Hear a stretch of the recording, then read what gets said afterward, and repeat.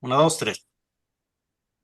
Muy buenas noches, temporada 2, episodio 8, con Arturo Rueda y Susana Aranda. Vamos a platicar hoy de un tema bien complicado, bien difícil, socialmente doloroso, familiarmente todavía peor, incluso hasta, yo diría hasta sociológicamente, pues también un tema muy brutal, pero que refleja el grado de la sociedad, en este caso, pues la propia queretana, ¿no? Y el grado también de marginación terrible que tienen todavía las comunidades, ¿no? El tema de esta niña Esmeralda, y es una niña, tiene 14 años, incluso ya llegó al ámbito nacional, ¿no? Un tema que incluso la presidenta de la República lo tuvo en la principal medio de información ahora que son las mañaneras, ¿no? Y bueno, es un caso grave de una niña violada que después además es revictimizada y tiene un aborto espontáneo, y después del aborto espontáneo, eh, la autoridad, en este caso la fiscalía, pues la revictimiza y la procesa judicialmente. Dicen que no hubo procesamiento judicial, ¿no? Pero tan hubo procedimiento judicial que el magistrado del Tribunal Superior de Justicia, el presidente del tribunal, sale hace 2 o 3 días a decir que efectivamente ha habido un desistimiento de la fiscalía en el caso, ¿no? Entonces, ¿cómo lo sabría el magistrado del presidente del tribunal si no es que tuvo a bien tener ahí el desistimiento de la acción de la fiscalía en un proceso claramente judicializado, ¿no? Arturo. ¿Qué tal? ¿Cómo están? Muy buenas noches. Un placer estar con Susi, con Valde, con todos ustedes. Pues sí, Valde, una situación muy complicada en la cual pues yo después de andar investigando, platicando con personas que se dedican al derecho familiar, al derecho penal, pues sí se presentó una serie de controversias y de contrariedades entre las declaraciones tanto de la Fiscalía como de la actual defensora de este asunto, una activista, pero sí hay ciertas contradicciones que me llaman mucho la atención. Yo creo que en el segundo comentario, pues las voy a mencionar. Perfecto. Susana. Buenas noches, compañeros. Como siempre, un placer eh, estar con ustedes. Gracias a todos los que nos ven y les pedimos que difundan los logros de nuestro movimiento y que le den like y que compartan. Bueno, este tema realmente pues, ha causado no solo controversia local a nivel estado, sino a nivel nacional, ¿no? Por la gravedad de lo que implica el caso. Esmeralda, una niña de 14 años, no solo es víctima de sus propias circunstancias, sino también víctima de la fiscalía, ¿no? Al querer, eh, pues, ella denunciar los hechos que ella vive en su comunidad por los usos y costumbres, que se convierte en un escándalo en la comunidad. Ella es revictimizada por su propia comunidad gracias a las circunstancias tan vulnerables en que se vive. Pero lo grave de aquí es el fiscal. Vamos a los antecedentes del fiscal, ¿no? El fiscal fue subsecretario de gobierno y es notario en San Juan del Río, y con esos méritos, que no son tantos, y gracias al amiguismo y al compadrazgo del gobernador, pues es como llega a ser fiscal de Querétaro, ¿no? Si ustedes ven la pinta de nuestro fiscal, pues es un hombre de cabello largo, eh, un poco torpe al hablar en términos jurídicos. Eso se debe a que pues él pues no es tanto penalista, no es un abogado, digamos, hecho en los tribunales, ¿no? Sino por el amiguismo y el compadrazgo. Y gusta del heavy metal, por eso tiene el cabello largo. De hecho, en alguna entrevista, pues le dijeron que era el fiscal Yeye, ¿no? Haciendo A mí también me apología de, gusta, a mí también me gusta el heavy metal, pero no, haciendo no, no, apología pero no hago lo mismo. de las antiguas de Sor Yeye, ¿no? Fíjate que, bueno, es este antecedente de cómo llega él y cómo se elige a puerta cerrada por el amiguismo y el compadrazgo que tienen con el gobernador, no debemos dejarlo de lado, ¿no? Porque es una asignatura pendiente. Nosotros las mujeres y las infancias, no solo de nuestro estado, sino de todo México, tenemos una situación muy complicada cuando se llega a las fiscalías, porque no comprenden no conocen la perspectiva de género, ¿no? Desconocen totalmente los protocolos y pues ahí pues la llevas de perder totalmente. Y prueba clara de esto, pues es lo que ocurrió en la Fiscalía de Querétaro. Le hacen falta unos cursos aunque sea de los que dan en Zoom, de la Suprema Corte de Justicia, al fiscal. Y fíjate que esto que comentas es bien importante, ¿eh? Voy a ahondar tantito nada más en eso, para no perder tanto tiempo. Pero sí, si recordamos cómo fue elegido el fiscal, además la designación, digamos, prácticamente o casi casi directa, ¿no? Y además, digo, ahorita que la oposición está criticando los fast track que dicen de las reformas constitucionales, bueno, pues aquí fue una reforma super fast track, ¿no? Aquí la reforma constitucional que se hizo en la legislatura pasada, fue fast track para modificar la ley para que ya no fuera nombrado por la sociedad civil, ¿no? Cualesquiera que le podamos dar definición a la sociedad civil, porque pues ahí pueden encajar muchas partes de la sociedad, no necesariamente las que más sepan, ¿no?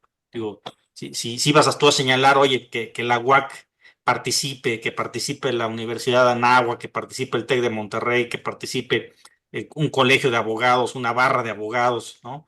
Incluso hasta, por eso la importancia incluso de la elección popular, ¿no? Pero bueno, se hace esta modificación a la Constitución de tal manera para que se modifique y no sea la sociedad quien seleccione los perfiles que pudieran competir, ¿no? ¿Qué digo? A lo mejor también ahí se podía manejar y se podía hacer una selección muy especial, ¿no? Pero ahora se modifica y se hace para que el propio gobernador mande la terna que más le convenga, ¿no? Ese es lo grave del asunto, ¿no? Y aquí llegamos, ¿no? A una situación clara, evidente, de total incompetencia del funcionario, ¿no?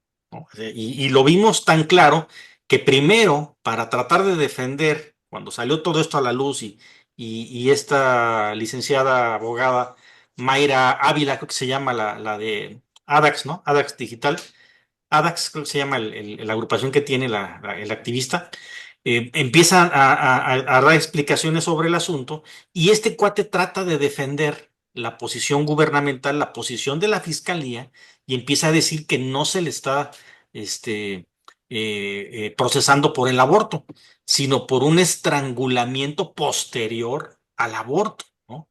Eso fue lo más grave que yo pude escuchar. Dije, ah, caray, o sea, qué raro, ¿no? Porque pues se supone que hubo un nacimiento, el certificado médico del hospital dice, ¿no? Oye, ¿sabes qué? Este niño nació muerto, ¿no? Salió del vientre de la madre muerto, accidentalmente, ella ni siquiera sabía que estaba embarazada, ¿no? Tuvo, al parecer, un problema de ahorcamiento, ¿no? De alguna manera en el interior de la madre, y cuando sale, nace muerto, y así se levanta incluso al parecer el parte médico del hospital donde nació, o donde la atendieron más bien, perdón, donde fue atendida, y después dicen que hubo un peritaje después en donde se dijo que no, que había sido estrangulado después que había nacido vivo, ¿no? Ahora después, y ahorita ya ahondamos más en el asunto, a unos pocos días de haber dicho semejantes frases, lo vemos sentado sin parpadear, porque estaba así, mira, parado así, sin parpadear, sin decir absolutamente nada, sentado así con sus cabellos, al lado Citlali, la secretaria de Mujeres, bueno, próximamente será la secretaria de Mujeres del gobierno federal, y aceptando y que estaba mal el expediente y que iban a retirar los cargos, ¿no? Arturo. Bueno, Valdemira, yo lo que pude investigar, platicar con personas cercanas a la fiscalía, esto nace en el 2023, en junio, julio del 2023. Estaba el anterior fiscal, antes de que pusieran a este fiscal. Este, En enero del 2024 se considera que no hay elementos suficientes para poder denunciar En la como violación. la violación, Exacto. así es, ok. Exacto. Pero hay unos datos que realmente me mueven un poco, ¿no?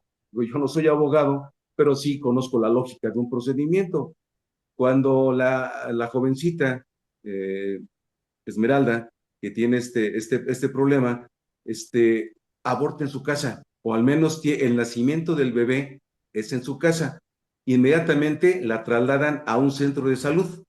En ese centro de salud existe un peritaje. El peritaje que tiene, bueno, que tiene la obligación en cualquier institución de salud, es El acta de levantar función. ahí los datos con la Ujú. finalidad de mandar el informe porque ya había un muerto, o Sí. sea, en este caso el bebé muerto. Aquí, bueno, la declaración del fiscal en una entrevista que le hicieron en un medio de comunicación habla precisamente de eso. Primero que, pues, el fiscal en el momento en que se presentó el asunto del aborto y del supuesto bebé fallecido, pues no era él, ¿sí? Hasta después él llegó, pues, en marzo del 24, para ser el fiscal. Bueno, y ahí ya hay una controversia con respecto a la carpeta de investigación. Ahora bien, ¿valdría la pena? Eso es una cuestión de que lo podemos tomar desde el punto de vista de gobernabilidad, del mal gobierno o de un gobierno que no está ocupado en este tipo de asuntos. Fíjate que conseguí un dato que se me hizo súper interesante, en el cual una institución una institución de salud pública que se dedica a este tipo de asuntos, no voy a mencionar la institución, eh, dijo que en el 2022 hubo alrededor de 66 personas jóvenes de 16 años o menos que fueron atendidas con respecto a partos. Fíjate, Ujú. 66 personas y 1,575 jóvenes entre los 16 y los 19 años que fueron atendidas también con respecto a este tipo de circunstancias.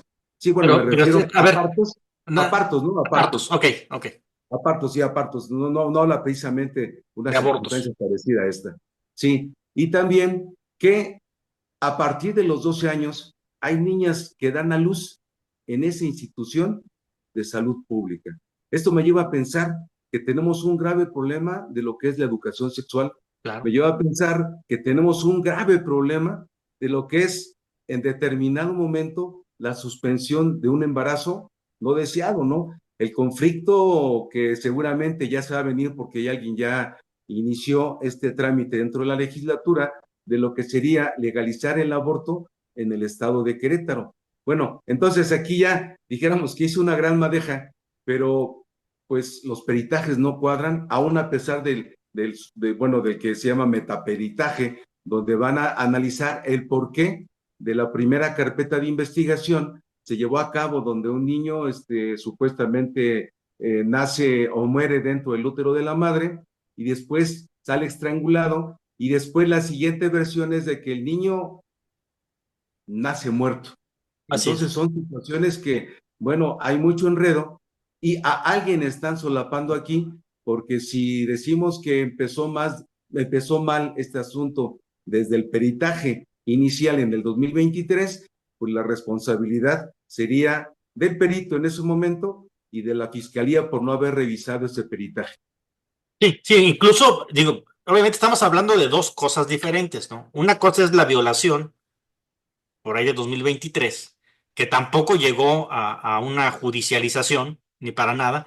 Se supone que no se comprobó el delito de violación cuando al parecer había las pruebas suficientes, ¿no? Al respecto. Y luego ya nos vamos al tema ya propiamente de lo que ya no, digamos, no era una judicialización o un perseguimiento del delito de aborto, sino que el delito, para ellos era homicidio, ¿no? Homicidio. Ese era el tema, ¿no? Entonces, aquí el problema, claro, pues, es muy grave. Ahora, ¿qué diferencia, no? Oye, ¿quién mandó a hacer ese segundo peritaje, no? O sea, ¿por qué si ya había uno en donde el niño había nacido muerto, alguien mandó a hacer otro peritaje? Y claro que fue la fiscalía, ¿no? Digo, son temas ahí medio complicados. Parece que se nos fue Susana, ahorita le íbamos a dar la voz, Pero bueno, bueno, vamos a aprovechar, Arturo. Bueno, aquí el tema además, ahí no hay que dejar de perder de vista esto, ¿no? Que se pretendía también que la niña indemnizara, ¿no? En este caso al papá que la había violado, ¿no? Por cerca de lo que vale una indemnización ahora de un fallecido, ¿no? Que era alrededor de, no sé, 500,000 pesos, ¿no? Que ese ya era como decir, bueno, si algo le faltaba a esta historia, pues ahí está ese punto, ¿no, Arturo? Bueno, a eso lo rechazó el fiscal en la entrevista que le hicieron precisamente. Creo que también el gobernador en cierta entrevista en un medio nacional, él rechazó que pues era una gran mentira, que era una cuestión mediática, y yo me preguntaría, ¿no? Realmente, ¿en qué tendría que indemnizar a su supuesto agresor? Digo, porque no, bueno, no nos consta que haya sido realmente agredida, no está sentado documentalmente que fue agredida, que seguramente sí, porque pues así que fue un mayor que ella, 3 o 4 años más que ella siendo una niña de quizás 13 años, ¿no? Si esto se presenta en el 2023 y ya habían transcurrido los 9 meses de gestación, pues seguramente estaba en los 13 años, pero pues era impensable, creer que bueno, que ella tenía que indemnizar con cerca de 500,000 pesos al, al padre del bebé. Sí, bueno, que precisamente la razón de la indemnización es porque se busca quien tenga el derecho para recibir la indemnización, ¿no? Entonces, en este caso sería, vamos a llamarlo así, el padre, ¿no? Que primero, claro, había que haber una declaración de paternidad, ¿no? De que él efectivamente dijera, pues sí, sí es mi hijo, ¿no? Y yo soy el que me beneficiaría de esa indemnización, ¿no? Obviamente, digo, ya sería otra cosa, ¿no? Aquí el problema grave, ¿no? Es de cómo de repente un solo asunto, ¿no? Y joven en el ejercicio del cargo, se refleja la total incapacidad, impotencia, ¿no? De este fiscal para poder llevar a cabo asuntos de cierta trascendencia, ¿no? Esa es la parte en donde uno dice, oye, ¿sabes qué? Oye, hasta en la cuestión mediática, ¿no? Al momento de expresarte, como decía Susana hace un poco momento, ¿no? Criticando la manera de comunicar, ¿no? Creo que también el fiscal tampoco tiene esas virtudes, ¿no? De la comunicación, ¿no? En este caso. Entonces, todavía agrava más el asunto, no sabe comunicar, no comunica bien, y de tal manera en que si no hubiera habido una participación, primero de las activistas o del activista, ¿no? Primero de esa organización, después de la sociedad involucrada que empezó a compartir la información, se empezaron a indignar, ¿no?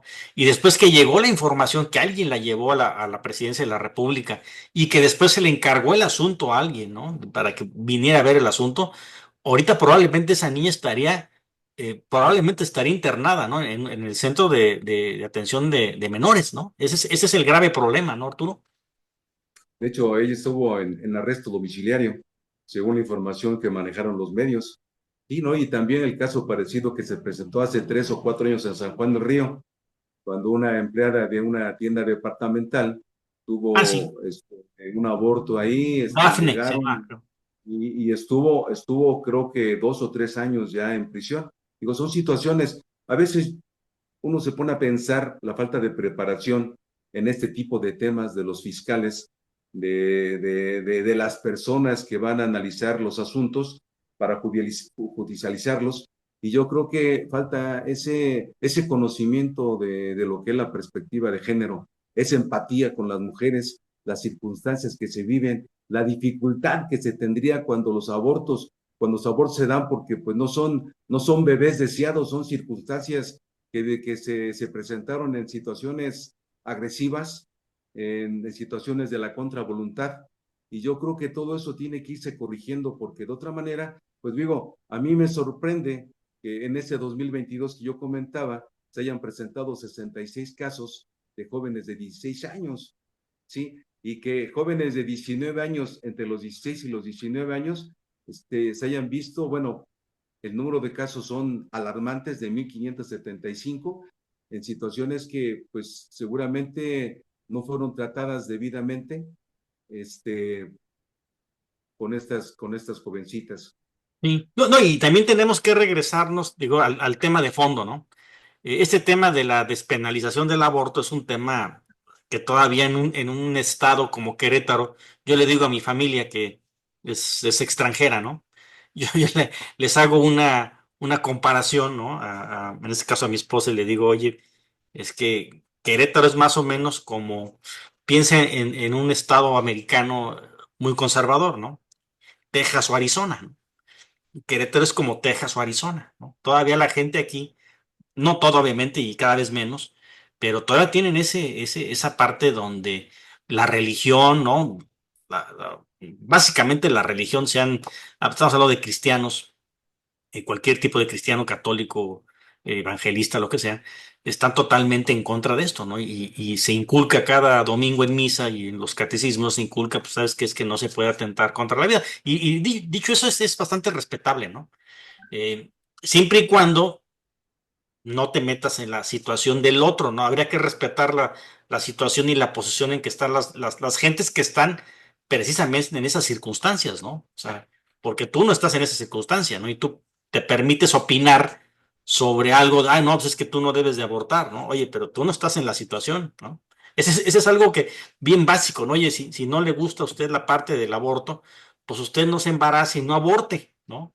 Si a usted no le parece las relaciones que tengan gente del mismo sexo, pues no se junte usted con ellos, ¿no? No platique con ellos, ¿no? Esa parte creo que, como tú dices ahorita, ¿no? La falta de empatía con las mujeres, ¿no? Porque la realidad es que el hombre va, hace su acto y se va, ¿no? No tienes mayor repercusión, ¿no? La repercusión la tiene, evidentemente, pues la mujer, ¿no? Que queda prácticamente abandonada social, económica, eh, vamos, queda en total indefensión en cuanto a lo que va a hacer con ese embarazo, pues no deseado, ¿no? O de alguna manera las pone en una situación de precariedad que no debería tener, además del rechazo social, ¿no?